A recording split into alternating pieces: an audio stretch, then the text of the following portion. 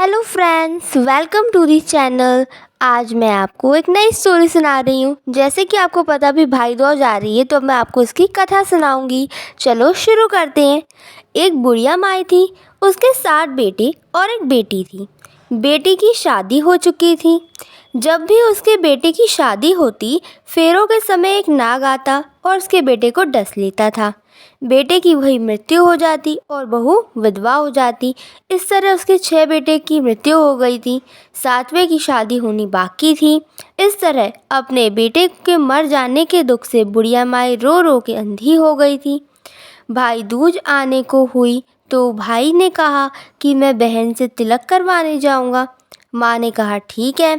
उधर जब बहन को पता चला कि उसका भाई आ रहा है, तो वह खुशी से पागल होकर पड़ोसन के पास गई और पूछने लगी कि जब मेरा प्यारा भाई मेरे घर आएगा तो मैं उसे क्या बना के खिलाऊं। पड़ोसन उसकी खुशी को देखकर जल भुन गई और कहा कि दूध से रसोई ले, घी में चावल पका। बहन ऐसा ही किया बहन ने। उधर भाई जब बहन के घर आ रहा था तो उसे रास्ते में एक सांप मिला। सांप उसे डसने को हुआ। भाई बोला, तुम मुझे क्यों डस रहे हो? सांप बोला, मैं तुम्हारा काल हूँ और मुझे तुम्हें डसना ही होगा। भाई बोला, मेरी बहन मेरा इंतज़ार कर रही है, मैं जब उसे तिलक करवा के वापस आऊँगा तो मुझे डस लेना। सांप ने कहा, भला आज तक कोई अपनी मौत के पास वापस लौट कर आया है जो तुम आओगे? भाई ने कहा, अगर तुझे यकीन नहीं है तो मेरे झोले में बैठ जा। जब मैं अपनी बहन से तिलक करवा लूँगा तो उसके बाद तुम मुझे डस लेना। सांप ने ऐसा ही किया। भाई भाई बहन के घर पहुंच गया। दोनों बड़े खुश हुए। भाई बोला, बहन जल्दी से खाना दे, बड़ी भूख लग रही है। बहन क्या करे, ना तो दूध की रसोई सूखे, ना ही घी में चावल पके। भाई ने पूछा, बहन इतनी देर क्यों लग रही है, तू क्या पका रही है? तब बहन ने बताया कि ऐसा ऐसा किया है।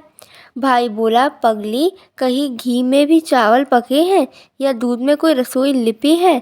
गोबर से रसोई लीप, दूध में चावल पका। बहन ने ऐसा ही किया। खाना खा के भाई भाई को बहुत ज़ोर से नींद आने लगी। इतने में बहन के बच्चे आ गए। बोले, मामा मामा हमारे लिए क्या लाए हो? भाई बोला, मैं तो कुछ नहीं लेकर आया हूँ। बच्चों ने झोला ले लिया जिसमें सांप था। जैसे ही उसे खोला, उसमें से हीरे का हार निकला।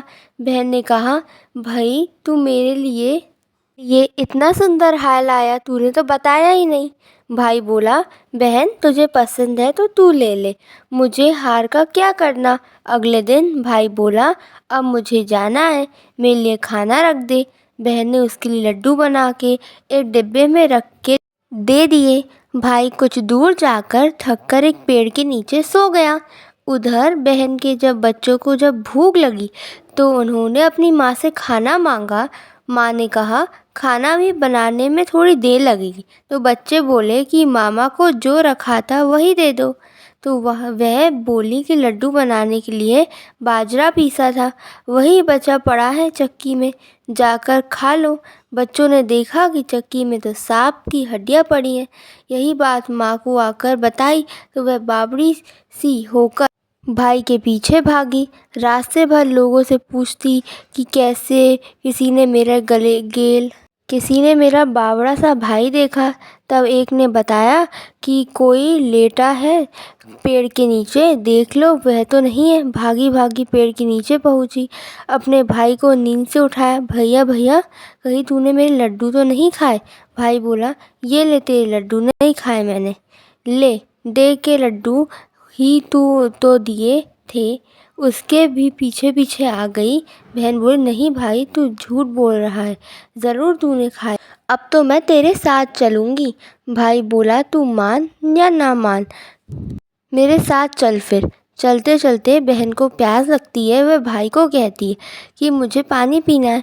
भाई बोला, अब मैं यहाँ तेरे लिए पानी कहाँ से लाऊं? देख, दूर कहीं चील उड़ रही है, चील चली जा, वहाँ शायद तुझे पानी मिल जाए। तब बहन वहाँ गई और पानी पीकर जब लौट रही थी तो उसे रास्ते में देखती है कि एक जगह ज़मीन में 6 शिलाएं गड़ी हैं और एक बिना गड़ी रखी हुई थी। उसने एक बुढ़िया से पूछा कि ये शिलाएँ कैसी हैं।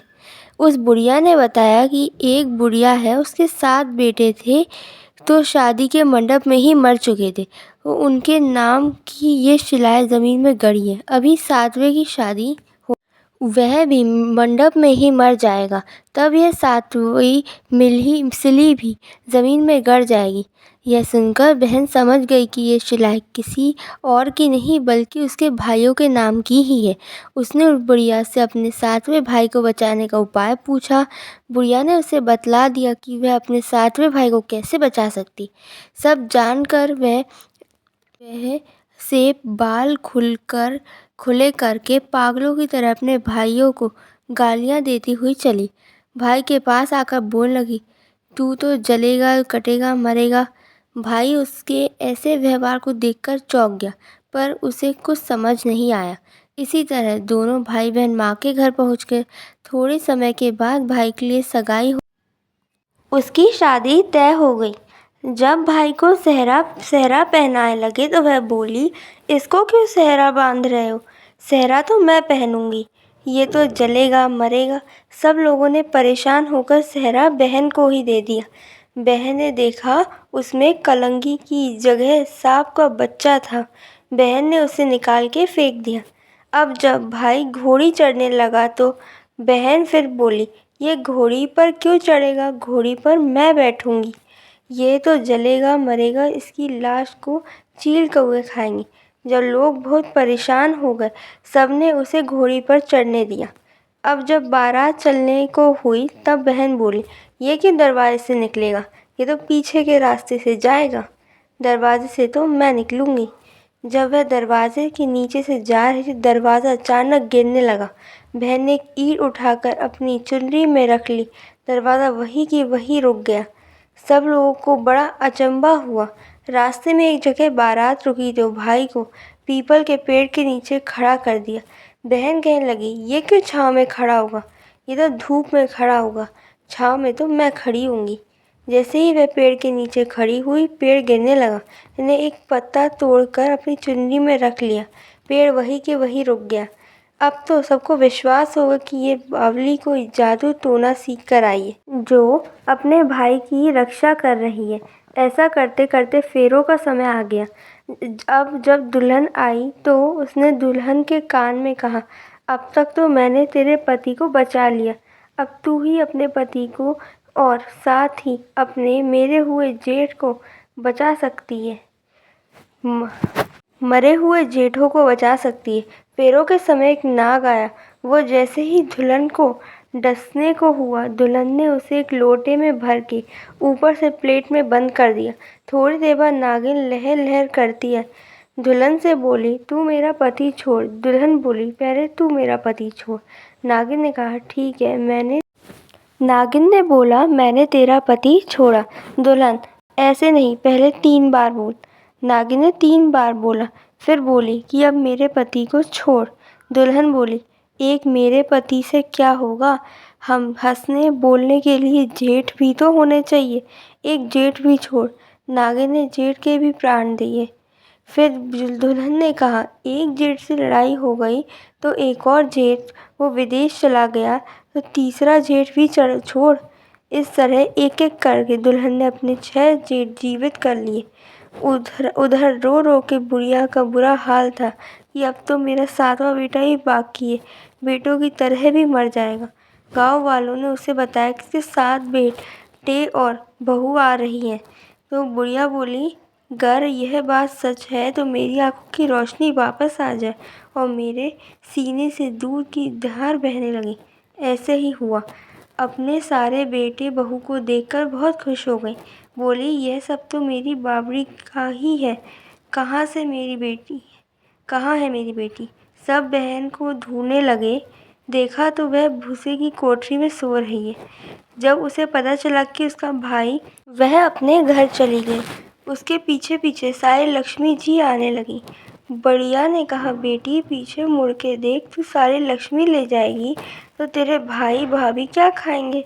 तब बहन ने पीछे मुड़ के देखा और कहा, जो माँ ने अपने हाथों से दिया वह मेरे साथ चल, बाद बाकी का भाई भाभी के पास रहेगा।